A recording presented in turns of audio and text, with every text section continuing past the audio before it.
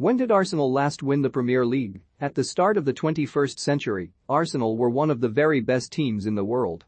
Arsene Wenger helped turn the Gunners' fortunes around at the end of the 1990s and put them back on the footballing map for good. However, it's been a while since Arsenal's glory days, which featured the likes of Thierry Henry, Dennis Bergkamp and Patrick Vieira. It's a different club in a different landscape. Here's the lowdown on when Arsenal have won the Premier League, why they haven't won it since their last triumph, when they could next become champions of England and more. The last time that Arsenal won the Premier League was in the 2003 fourth season, back when it was called the Barclaycard Premiership. This campaign is widely known as the Gunners' Invincibles year, going unbeaten in their 38 league games, winning 26 of them. It remains the only occasion in Premier League history where a team has gone the entire campaign without defeat, and only the second time in English top-flight football, with Preston North End recording such a feat all the way back in 1888-89. To mark that achievement, Arsenal were awarded a special all-gold Premier League trophy. This was gifted to Wenger upon his departure in 2018. Before that, Arsenal also won Premier League titles in 1997-98 and 2001 seconds, while they took home the old Division 1 crown on 10 occasions.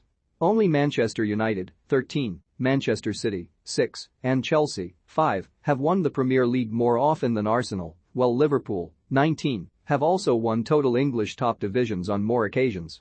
1992-93, 10th on 56 PTS, 28 PT deficit 1993-94, 4th on 71 PTS, 21 PT deficit 1994-95, 12th on 51 PTS, 38 PT deficit 1995-96, 5th on 63 PTS, 19 PT DEFICIT 1996-97, 3rd on 68 PTS, 7 PT DEFICIT 1997-98, 1st on 78 PTS 1998-99, 2nd on 78 PTS, 1 PT DEFICIT 1999-00, 2nd on 73 PTS, 18 PT DEFICIT 2000 and 1st, 2nd on 70 PTS, 10 PT DEFICIT 2001 seconds, 1st on 87 PTS 2002 thirds, 2nd on 78 PTS, 5 PT DEFICIT 2003 fourths, 1st on 90 PTS 2004 fifths, 2nd on 83 PTS,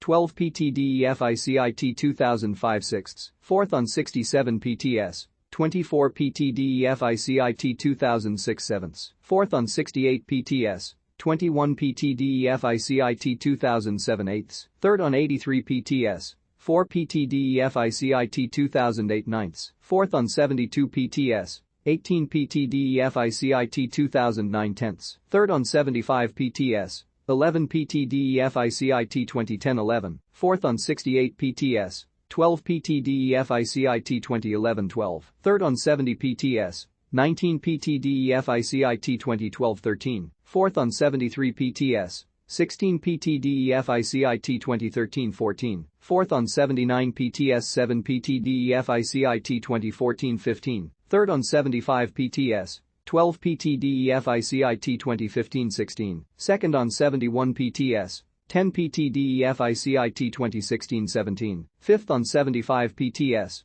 18 PT DEFICIT 2017 18, 6th on 63 PTS, 37 PT DEFICIT 2018 19, 5th on 70 PTS, 28 PT DEFICIT 2019 20, 8th on 56 PTS, 43 PT DEFICIT 2020 21, 8th on 61 PTS, 25 PT DEFICIT 2021 22, 6th on 69 PTS, 24 PT deficit. One of the major factors behind Arsenal's inability to win the Premier League since 2004 is ironically linked to a motive to help them remain at the top. After establishing themselves as the rivals to Manchester United in the late 1990s and early 2000s, the Gunners realized their comparative lack of matchday revenues was holding them back. They decided to leave their spiritual home of Highbury for the state-of-the-art Emirates Stadium. However, Arsenal spent the first decade or so at their new home, paying off the debt they incurred to build the arena in the first place, meaning they often had to sell key players to try to balance the books. In the meantime, Man United's revenue streams continued to grow, and Roman Abramovich pumped hundreds of millions of pounds into Chelsea prior to the implementation of financial fair play rules. Once Arsenal had largely paid off the stadium debt around the time they made big moves for Mesut Ozil and Alexis Sanchez in 2013 and 2014, respectively, the Premier League landscape was completely different. Manchester City had also been taken over and turned into a powerhouse, while Liverpool and Tottenham were beginning to spend smarter. The back end of the Wenger era suggested that while he did well to guide the club through their debt-ridden years, they were in need of fresh ideas.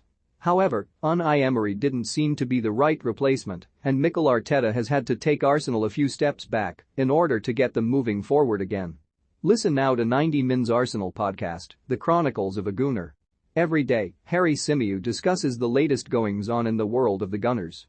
As mentioned, Arteta has at least overseen some progress in N5. Arsenal missed out on Champions League qualification by 2 points at the end of the 2021-22 season, though admittedly did have their fate in their own hands and squandered a top-4 finish down the final stretch. But Arteta has clearly got the respect of everyone within the club and is molding a team in his own image. If Arsenal can at least spend money on a level comparable if not just a little lower than their Big Six rivals, then they can continue to close the gap. That said, winning the Premier League is no easy feat, and it would probably also require the other top sides to make some poor decisions to open the door for another successful Arsenal title challenge.